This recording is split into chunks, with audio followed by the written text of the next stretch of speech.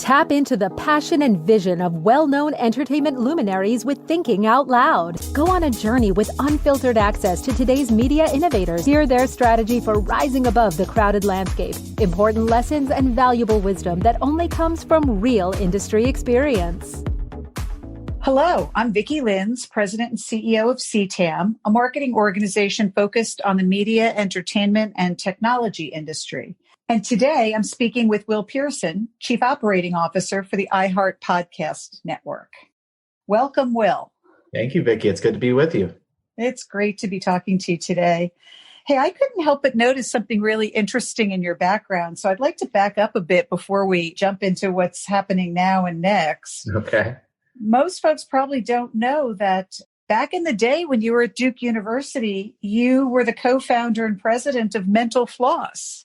That's right. It was a lifelong passion of mine, accumulating tidbits of knowledge. Some might call it useless knowledge. I just prefer to think of it as really fun stuff to know.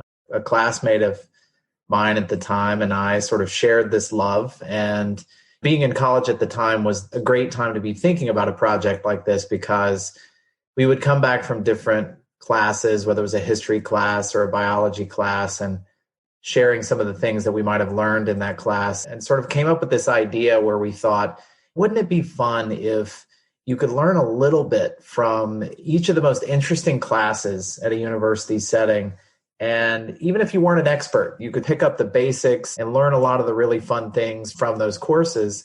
And that inspired the idea for Mental Floss, which at the time was a university publication that we created on campus at Duke. We had no idea what we were doing. Neither of us had any background other than Mangesh, who was my co-founder, having served on his high school yearbook staff or something along those lines. And so we thought, you know what, let's just give it a shot and we'll start a little publication on campus, and went around to the different departments there and started talking to some of the more interesting professors on campus and created a little campus magazine called Mental Floss, which we decided to name it that because we really wanted a name that communicated that it was smart, but something that was also playful and something that was fun and something that didn't seem too serious. We could all sort of enjoy this quest for knowledge together. And being naive college students, we somehow thought we were qualified to take it from being a campus publication to being a nationally distributed publication. And somehow it all worked out. And we did that for about 15 years. It was a blast.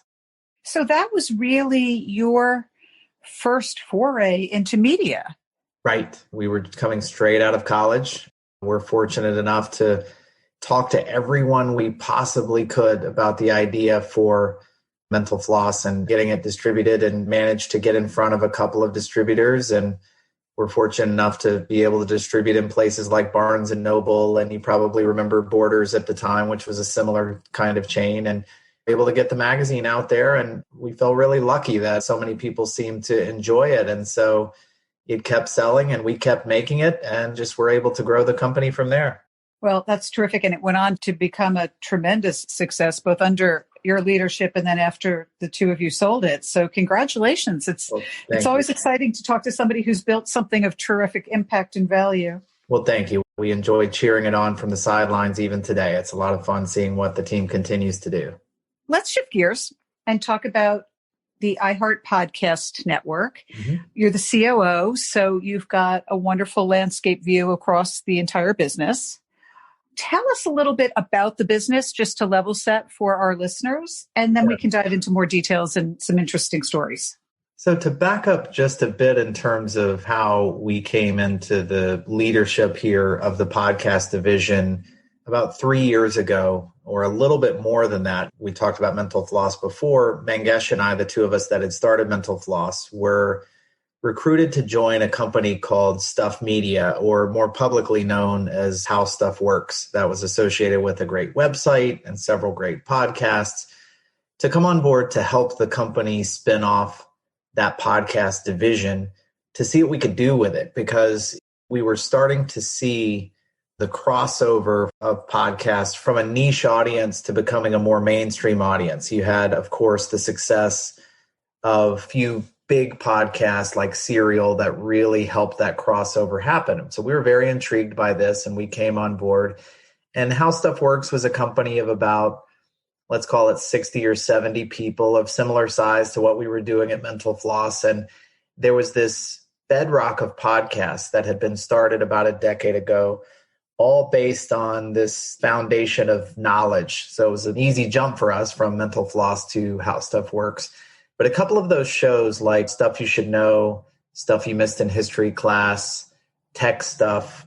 Fortunately, these days, we don't feel like we have to work the word stuff into every title, but those podcasts really were some of the earliest and most successful podcasts out of the gate. And actually, Stuff You Should Know was one of the first, if not the first, podcast to cross 1 billion downloads on Apple Podcasts several years later, which is just sort of an unfathomable number of downloads. But those podcasts that were really more of an experiment early on, it was a team of great creators, of great writers, of great researchers that just said, you know what, let's try out this new podcast thing and see what happens. And those podcasts became the foundation for an incredible roster of shows that about 3 years ago were doing 40 or 50 million downloads a month across the catalog of, say, 10 different shows that all had such an evergreen catalog that people would go back and listen to. And that's when iHeart, as the largest audio company in America, came along and said, you know what, we also want to be the biggest podcast company in the country or in the world.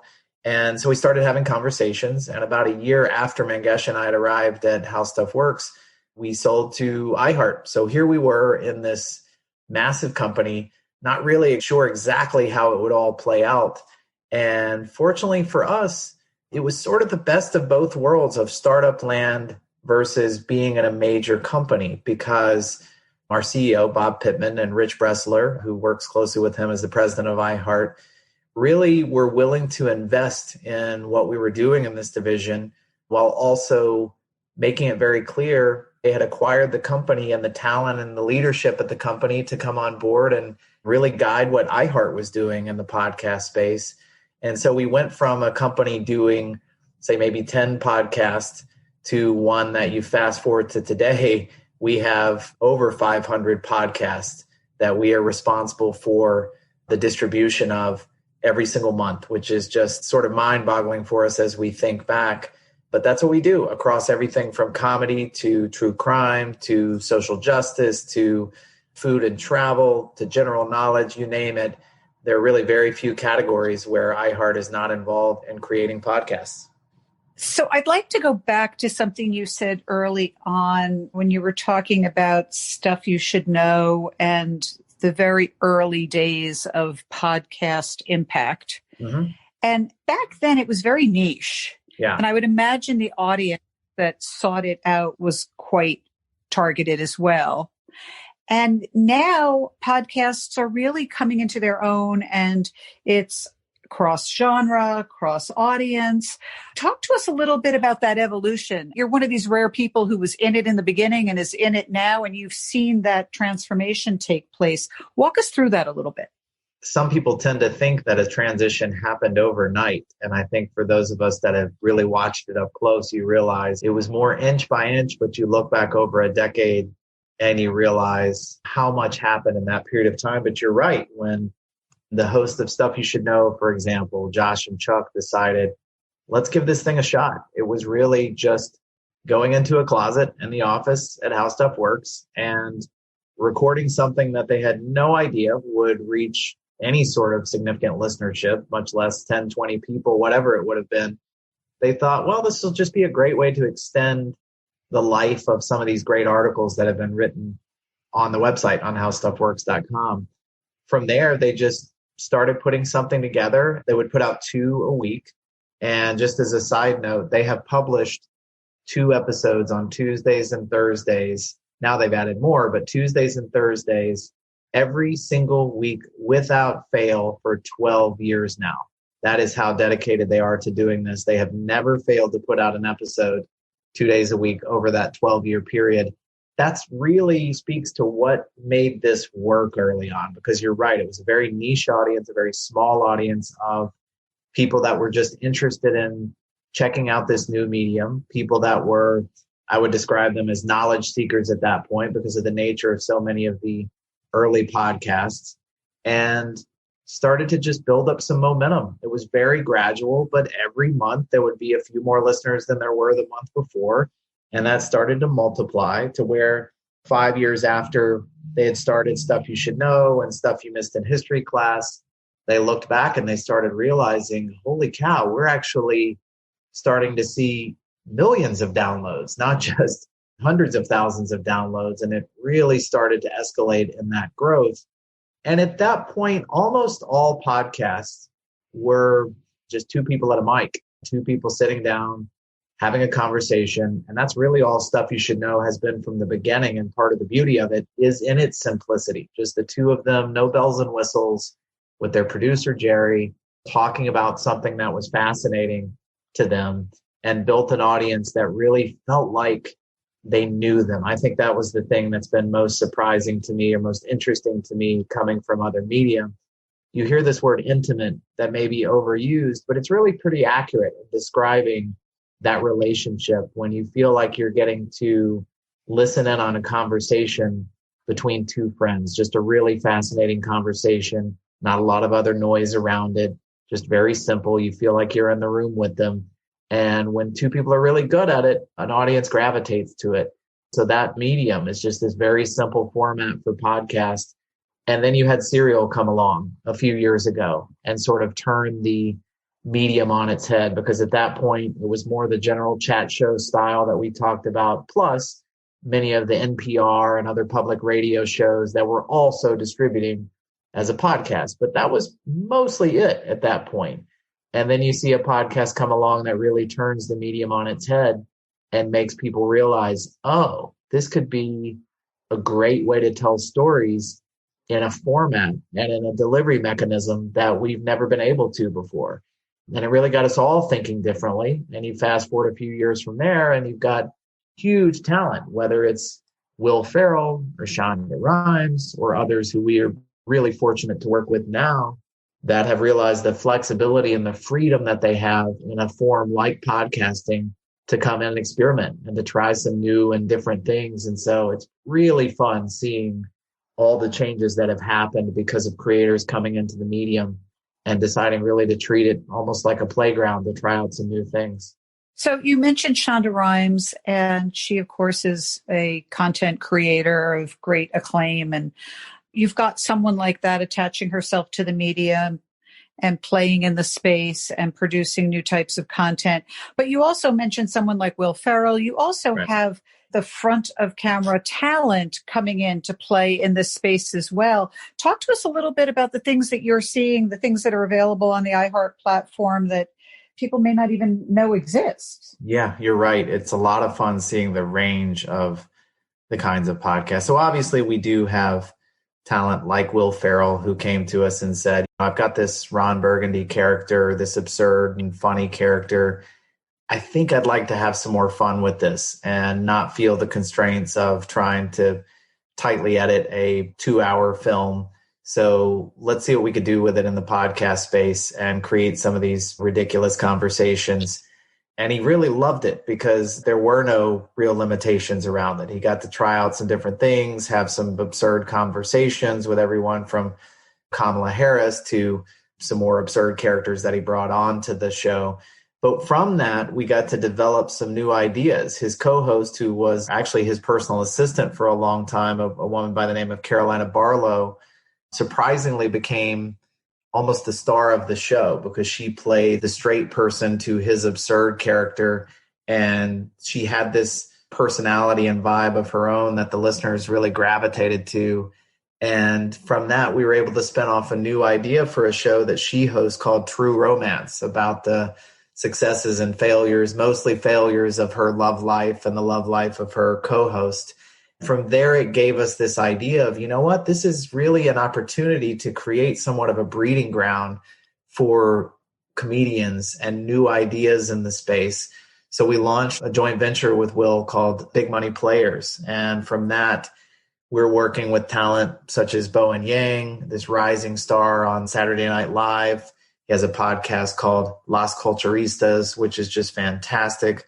to comedians Kate Berlant and Jacqueline Novak launching a podcast called Poog, which incidentally is Goop backwards because they're fascinated in the health and wellness industry, to shows like My Mama Told Me with the comedian Langston Kerman, who is just hysterical. So it's everything from that, say on the comedy side, to getting to work with a lot of our favorite people in the entertainment industry as well in different capacities. We do a podcast with Questlove, the incredible drummer from the band The Roots, also the house band for Jimmy Fallon's Tonight Show. He's got a great show that's really focused on conversation around music and culture and so many other interesting things. But it's an opportunity. You see this incredibly talented person in Questlove that has this sort of iconic look about him. Everybody can think of the image of somebody like Questlove, but really don't get a chance to hear from him that often. And this became an outlet for Questlove, who's truly just a genius in the field of music, to be able to have these fascinating conversations with so many guests that come on to the show.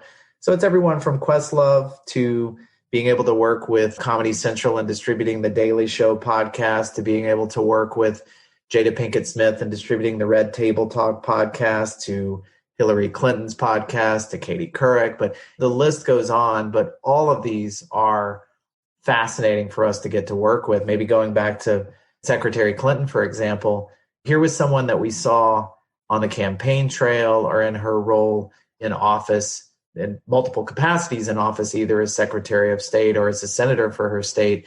And we never really got to have that sort of lean back conversation feel from Secretary Clinton until she decided to do a podcast, to have some of these more in-depth conversations. I was just struck when we had the chance to sit down and meet with her to talk about anything but politics and to hear how intelligent and well-versed and just super interesting she was. And this gives us the opportunity through podcast to sort of tap into that for so many of these interesting and accomplished people, to give them a different kind of platform to have these sorts of conversations. So I feel really lucky every day that we get to listen in on the types of shows that the team's producing.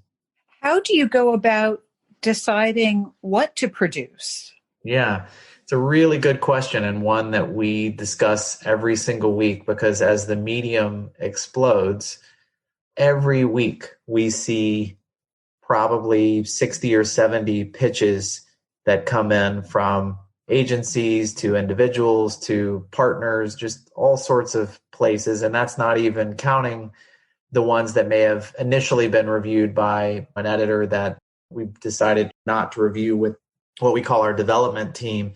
So we do have a team that's made up of different producers from each of our different offices, where it's really important for us to look and maintain a balance of different backgrounds of all kinds, of making sure that we've got a really good balance of both men and women on the committee and all different ethnic backgrounds, to really make sure that we're thinking about the types of podcasts that we're already producing and that we should be producing.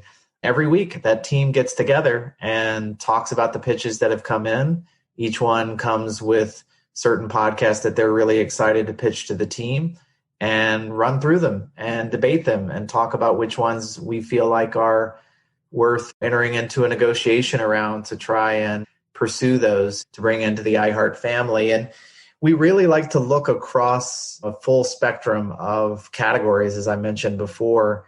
And what's so interesting is we look in places like Podtrac, for example. Podtrac is one of the sites or one of the organizations that really measures the success by downloads of different podcasts. And if you look into the Podtrac rankings across all the different categories, we see iHeart has by far more podcasts in the rankings of the various categories across the categories than any other organization. And that's always one of our goals, is to try to maintain that and to be able to find one or two or three really big podcasts in a given category. And what that allows us to then do is to take chances on smaller podcasts that maybe don't have as well known of talent, that we can then promote on those bigger podcasts to give them a better chance at cutting through. But that's really, we talk about it like there's almost like a secret to the way we promote shows, but to be honest with you, it's no big secret. It's really just having this incredible network that when we launch a new show, we have a huge advantage, because if we're launching a new comedy show, we have a roster of, say, 20, 25 fantastic comedy shows to be able to market these new shows on, so that this audience of self-identified comedy listeners or comedy fans will then be likely to at least check it out and see if they like it. So that's really how we try to build, is to make sure that in each category, we try to find one or two or three real leaders, almost giants in the space, to then help us build that category from. One of the things that we're now grappling with in the television space with peak TV, peak streaming, content proliferation is the search discovery process for viewers. It's very similar now in the audio space. The discovery process can be overwhelming. And so you just touched on a very interesting aspect by the cross-marketing that goes on and the power that your platform has to offer in that space. Could you talk to us a little bit about what that discovery process looks like, and how are people finding and choosing podcasts? Yeah, if you think about it, I mean, if we think it's difficult on our TVs, the problem is, or challenge rather, is that much more amplified when we're talking about podcasts, because one, there's simply more of them. And frankly, there are tons of great and brilliantly produced tiny podcasts. How do you find those? It's such a big question. But the other part of it is the vast majority of podcast listening is happening on our phones, on these tiny handheld devices. And it's not as though discovery is super simple when you're opening up a platform like Apple or the iHeart app or Spotify or any of the others that people are frequently using.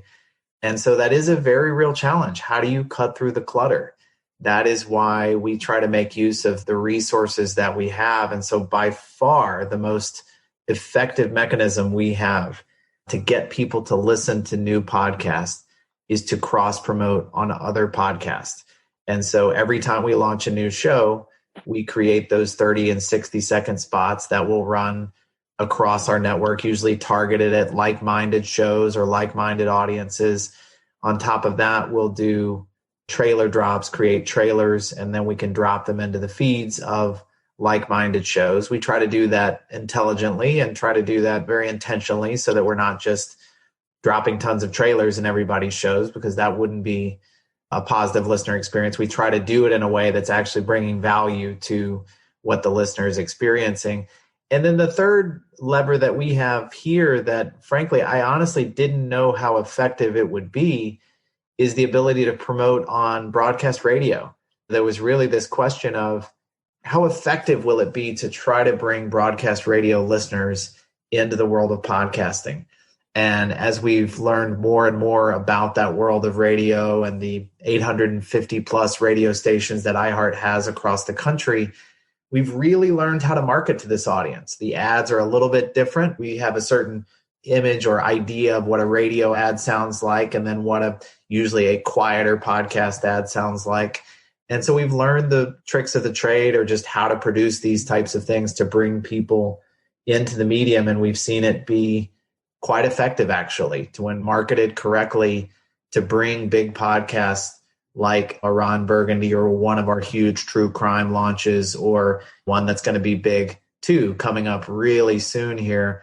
We've got a podcast related to The Office, which was the most streamed show in the country last year, a weekly show sort of doing a deep dive on the history of The Office that we're launching next week. That on top of a Shondaland show tied to Bridgerton's, which has just been a massive success. So promoting both of those in the pop culture space on broadcast radio is really, really effective in driving listening. But the challenge is very real when we talk to smaller producers. I do try to spend a good bit of time talking to people outside of our network, podcasters who are just starting up, and talking to them about how to grow an audience. I often relate it back to our experience at Mental Floss. When we launched Mental Floss, it's not as though we could walk into the New York Times or some other huge media company and start pitching some sort of cross-promotional efforts. They would have had no interest in that. And so instead, what we did was we started with other properties that were of a similar scale, other startup general knowledge projects, and talked to those kinds of companies about doing some cross-promotion. And we see the same thing happening pretty effectively when small podcasts find like-minded other small podcasts and cross-promote. And it helps both of them grow a little bit. And then you get to the next scale, and maybe you're reaching out to more mid-size podcasts of similar subject matter or audiences and do much of the same there. And it's really pretty fun to watch, and it's inspiring when you see some of these really hardworking podcasters out there on their own, working every day to try to find new listeners and working to cross-promote their podcast on other podcasts. It's inspiring and fun to watch.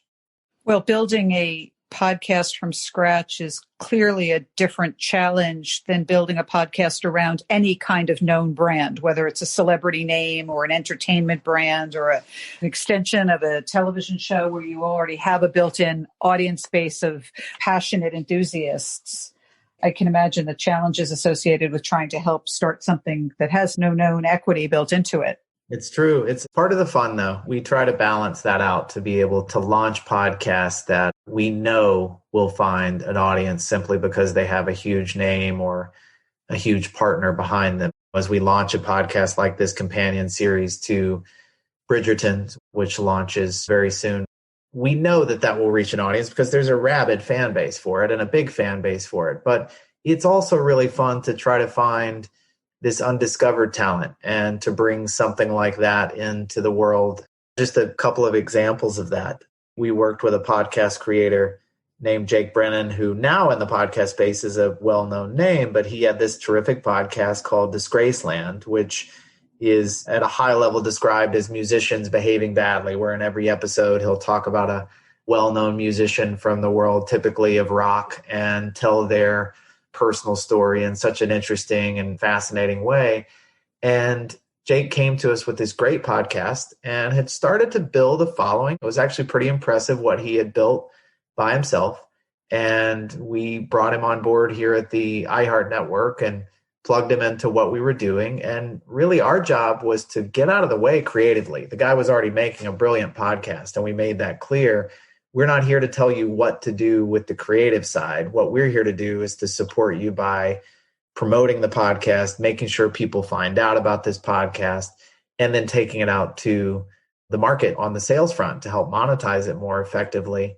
And it really took off, going from being a podcast that was maybe doing 100,000 downloads to one that was doing millions of downloads a month, which was awesome to see. So we love it when we can do that. And we still try to do that a lot. We try to balance that out from the big ones to the ones that are going to be undiscovered talent. And it's a true joy to see it happen. So let's talk about the big ones for a minute. We're seeing entertainment companies recognizing this new medium as a way to extend their brands, maybe grab ad dollars from a new source, feed the passion of their viewers and fans. What does that look like? How do you go about establishing a partnership with a ViacomCBS, or that might result, I think you mentioned the Comedy Central Daily Show podcast, would come out of something like that, or even just identify something like Bridgerton. There's a natural podcast extension and a passion around the audience for more.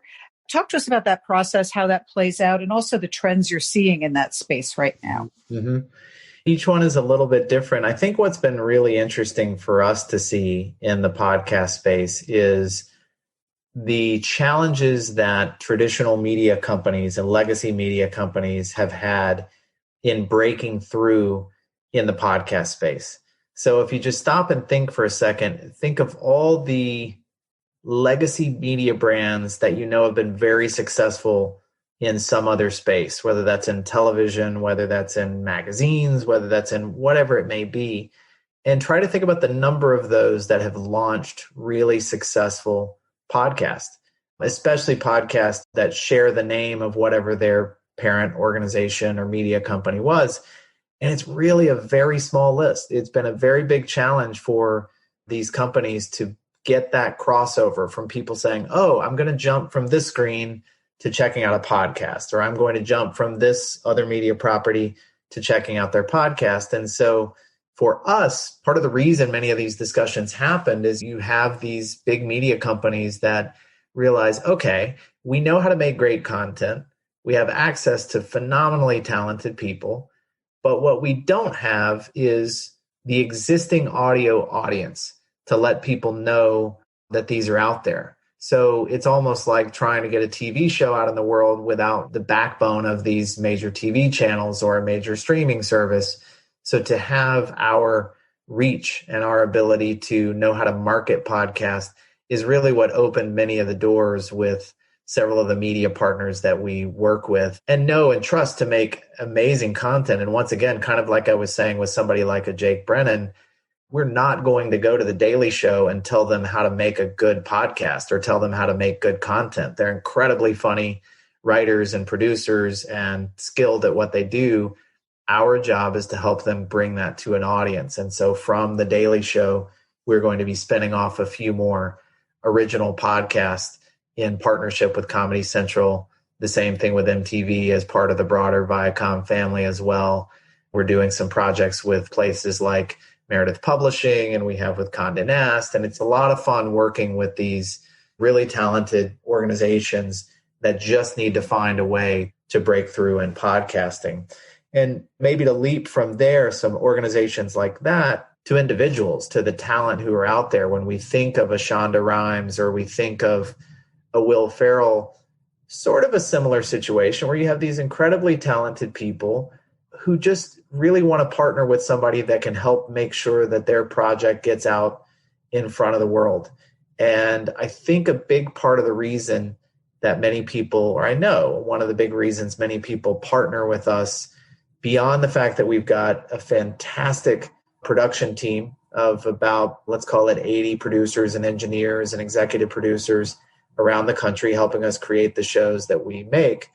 On top of that, we also have this very strong belief in distributing our podcast as widely as we possibly can. And so our goal is never to take a podcast and put it behind a paywall. I'm not saying that that's a bad strategy for some companies, but it's just been really appealing for a lot of our partners to come to us and know, oh, okay, when I create a podcast with iHeart, it's going to be distributed on Apple, on iHeart, on Spotify, everywhere that podcasts are available. They're not just going to make it exclusive to the iHeart app. And that ability to know that their podcast will go everywhere is very appealing for a lot of this talent. So explain to us the business model behind that, because it is really an interesting aspect to the iHeart model that exclusivity is not a driver for you.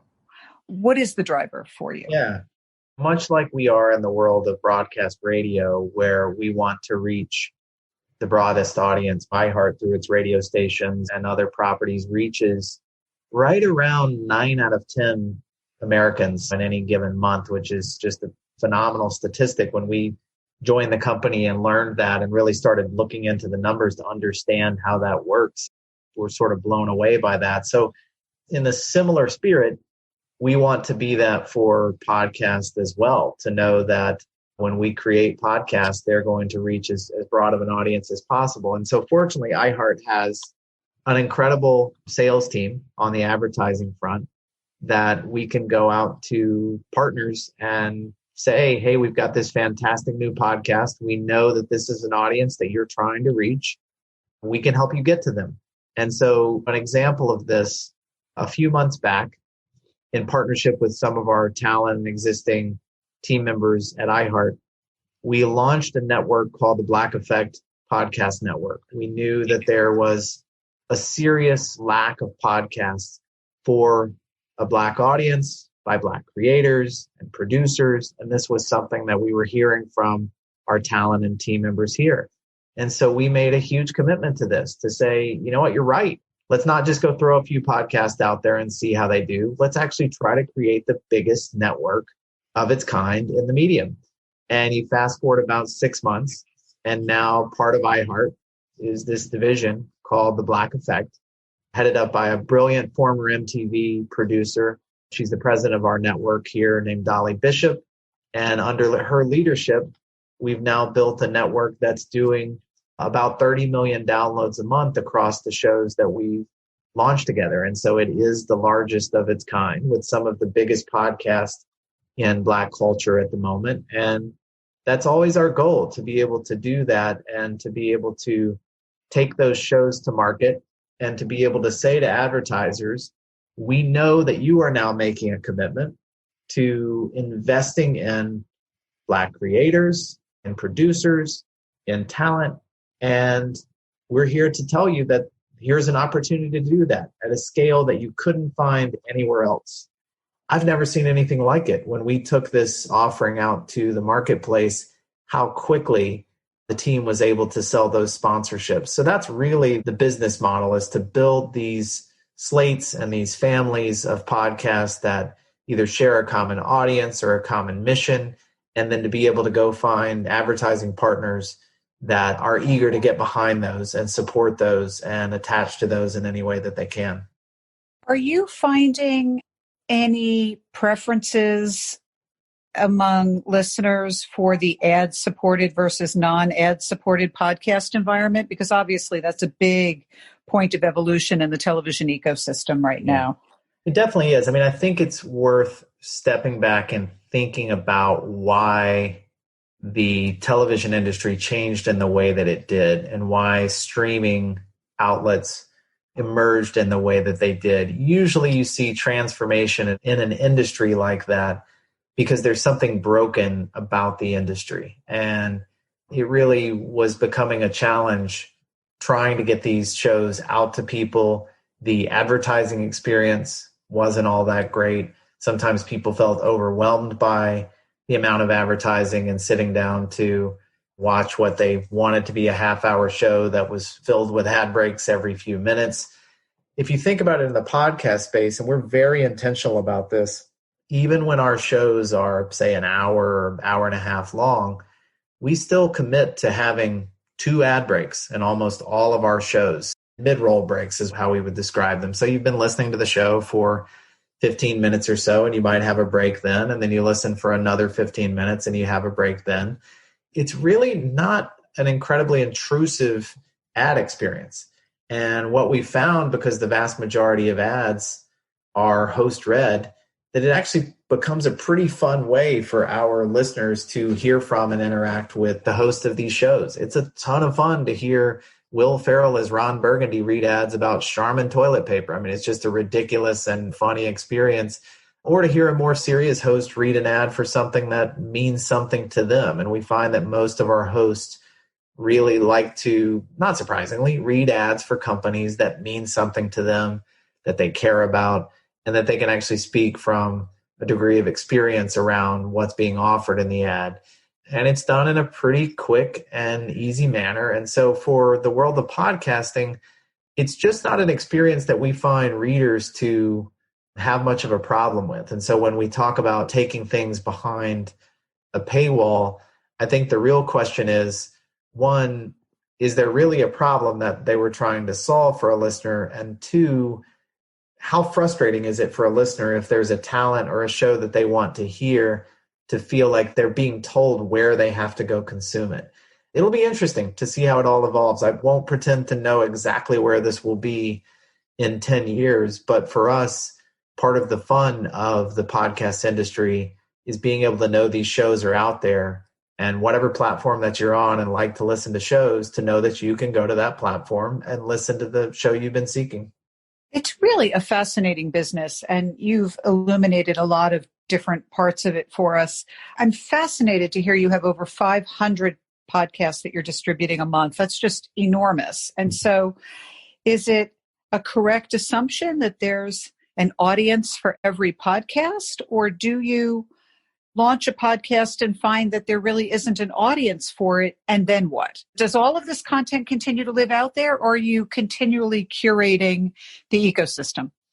Yeah, I mean, it's a very good question. I wish I could pretend that every single podcast that we launch is successful and finds a great audience. There definitely are podcasts that don't make it. Maybe we put them out there for a couple of seasons, and for whatever reason, sometimes surprising, that they just don't build a huge audience. But we would rather place some bets and take some chances on shows that we aren't certain we'll find an audience, but where we really think the idea is interesting and we want to see what will happen with them. When they don't work out, the vast majority of the time, we still leave the podcast out in the world so that listeners can and may still discover it. And we also launch podcasts, for that matter, sometimes that we know might not find a huge audience, but we feel that what they're doing is really important and that the audience they do reach really values and needs and wants what they are bringing to them.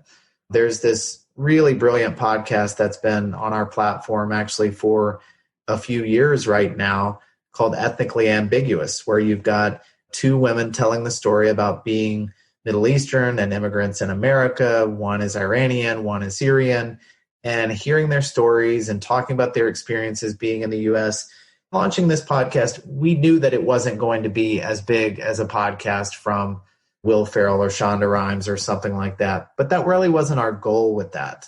Or launching a podcast a couple of months ago called Lolita, looking at the classic Nabokov story of Lolita and how the idea of who Lolita was has morphed and has really changed so much over the years. It's sort of an academic pursuit, right? I find it super interesting. But we knew that putting this podcast out, it wasn't one that was going to reach millions and millions of listeners. And yet you go look at many of the best of lists from the year 2020 and see podcasts that so many people are raving about as their favorites from the year. And you're going to see podcasts exactly like those. So for every huge podcast that we launch, we really do try to find shows that we feel will reach maybe a smaller audience, but bring something of tremendous value to that audience, either some form of healing or camaraderie or some form of just escapism, whatever it may be. Those are some of my favorite shows when we're able to create shows like that. So long-winded way of saying every podcast doesn't find a big audience. Sometimes that means maybe we hit pause on them after a while. The majority of our podcasts do work well and we keep them going. And then sometimes they're reaching a smaller audience, but we still love to support them because we feel it's important to bring that content to the audience that it is reaching. So let's talk about the audience for a second. Are there segments out there who are gravitating more towards podcasts than other audience segments? Or is there something for everyone? And now we've reached a point where everyone is really starting to find that something that they enjoy. It's true that there is something for everyone, but there's not enough for everyone for sure. As we look at the marketplace, one of our goals, and especially in seeing the tremendous success of something like The Black Effect, as we talk to creators who wanted to come on board there and create shows. And frankly, the language that we were hearing often from creators is they wanted to come into what felt like a safe space to create the shows that they wanted to create, to feel like they weren't being told what their shows should be, to give them that as part of a network. One of the next areas that we're looking at is the Latinx space in the United States. The number of podcasts and the number of podcast listeners are far underpacing what you would see in terms of the general population of the Latinx community. I think it's in the high teens in terms of the percentage of those in the U.S. who would be in the Latinx community. And yet the percentage of podcast listeners is far smaller than that. And I think that's because there's not a truly diverse and robust enough offering for that community. And so it's one of our big goals. One of the things that we'll be doing this year, we brought on a head of that slate, a young woman named Giselle Bonches, that is going to be helping us flesh this out. And she's got a fantastic team under her. And we're well underway in building this out, and we'll be rolling it out in a more robust way in the months to come. So yeah, as we look at things like that, there are definitely audiences that are not being served appropriately or at a high enough level in the podcast space. But I won't pretend that there aren't tons and tons of podcasts out there. So in many ways, it does feel like, especially when you get super niche, that's one of the fun parts about it, is to sort of do a search to say, I'm really wondering whether there is a podcast that just super dedicated to only talking about the War of 1812 or just something like that. And you do a search for it, and sure enough, there it is. That is also one of the fun parts of this. So I wondered then, TV programs obviously have also gone way more niche, and there are such important efforts being made towards programming for a more diverse audience than historically in the earlier days of television, where it was all about mass audience. Mm-hmm. Is it reasonable then to assume that we may continue to see more of these entertainment brand partnerships to leverage the existing viewing audience towards the podcast niche programming? Absolutely. Yeah, I definitely see it going in that direction, whether it's, as we were talking about, our partnerships with places like Viacom, to our partnership with parts of WarnerMedia and specifically HBO Max, where they've had over 100 brand TV shows and documentaries and other IP that's out there. And so they've seen big success with some of their companion podcasts like Chernobyl and McMillions and Watchmen and some of the others. And so they were really looking to us to help us extend that universe of some of their top titles on HBO Max.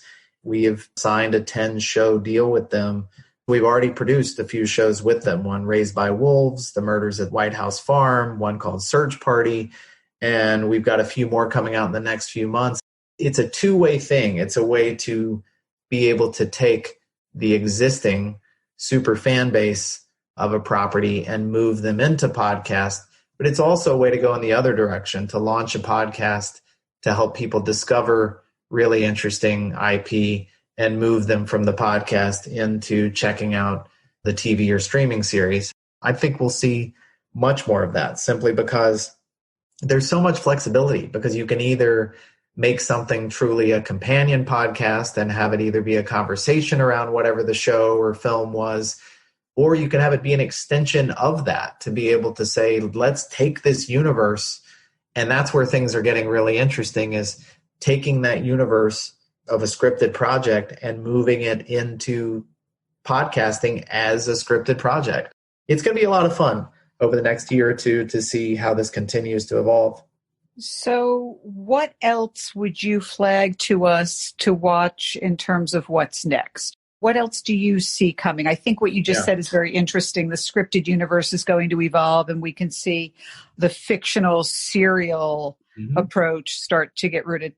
What else? What else is on your radar screen? Well, a couple of things that'll be interesting to see is just the experience of audio and how we're experiencing it. So we're investing a lot in and experimenting with some shows for 3D audio, to not have the sort of flat audio experience of simply hearing everything in the same way that you would hear from one show to the other, of really working to develop audio with special recording devices that allow us to capture a more 3D feel, especially in our narrative style shows that are really doing a lot of storytelling and the scripted stories that can make you actually feel like you're in the place of a car pulling into a garage or rain or whatever you may think of, that to have that full, almost surround sound feel to what we're doing. And so in our partnership with places like Blumhouse, known for making some of the creepiest but most interesting stories and films out there, to be able to create in the 3D audio space with them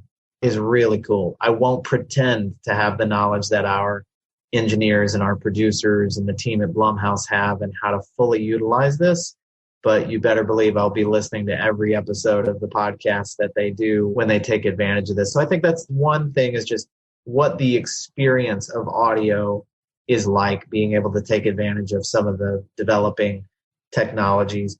And then I think the other thing, which is something we've already started to experiment a little bit with, is what it means to be a podcast. This idea that I said before, that 10 years ago or even 5 years ago, a podcast was always two people sitting down at a microphone talking about a thing. That's what a podcast was, and it went for 45 minutes. Actually, in the earlier days, it felt like all podcasts were much longer than that. But I think what we'll start to see happening is realizing there's so much flexibility in podcasts that we've experimented with a lot of daily shows that are 5 minutes long. One of our very popular podcasts is a show called Before Breakfast with the best-selling author Laura Vanderkam, who wrote a book called What the Most Successful People Do Before Breakfast. And every day she has a 5 to 7 minute tip or productivity tip or life hack or whatever it may be exactly.